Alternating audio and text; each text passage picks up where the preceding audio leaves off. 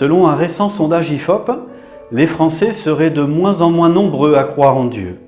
Ils seraient 49% aujourd'hui contre 56% en 2011.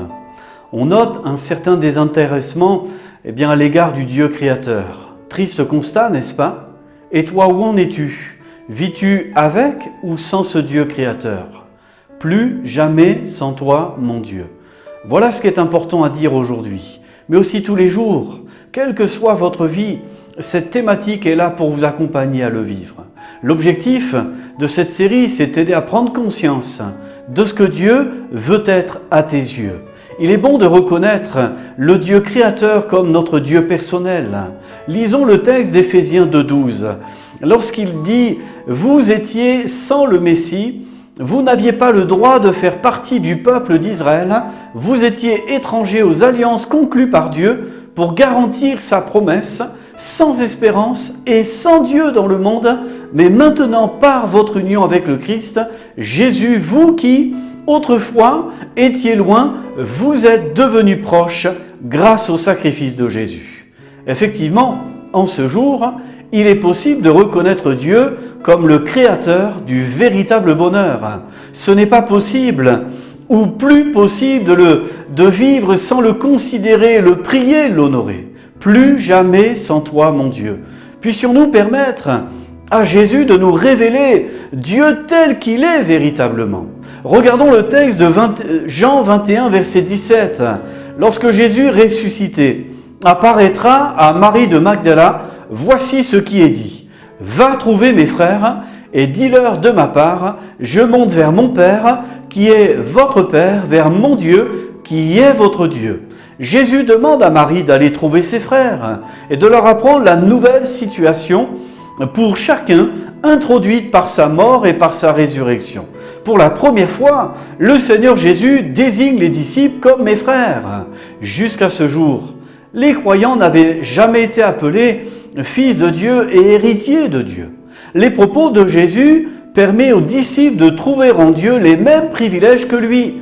Sa relation, sa communion avec son Père et en son Dieu sont possibles et c'est Jésus qui nous le permet. Dieu était le Père de Jésus d'une manière toute particulière. Jésus était fils de Dieu depuis le commencement. Nous devenons enfants de Dieu par adoption et en vertu de la grâce.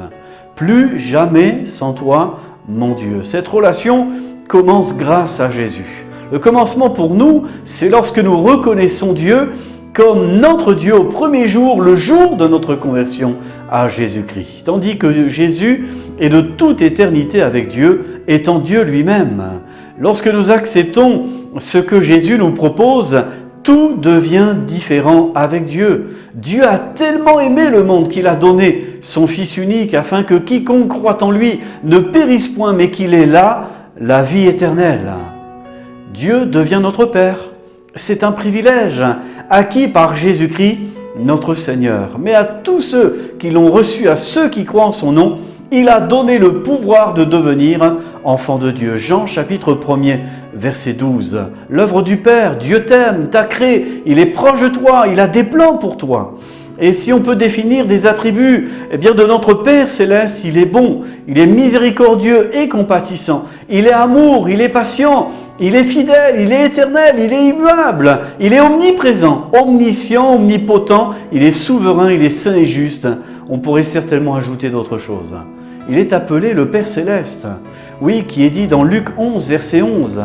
Il est appelé aussi le Père des miséricordes, dans 2 Corinthiens 1er, verset 3. Il est aussi appelé le Père des Lumières, dans Jacques chapitre 1er, verset 17. C'est-à-dire celui qui est désigné probablement pour le Père des Lumières, des astres, des luminaires, dont le Père est le Créateur. Le Père qui donne la vie aussi, dans Hébreux 12, verset 9. Et c'est le Dieu fidèle qui nous appelle à la communion de son Fils, Jésus-Christ, notre Seigneur. Que Dieu vous bénisse.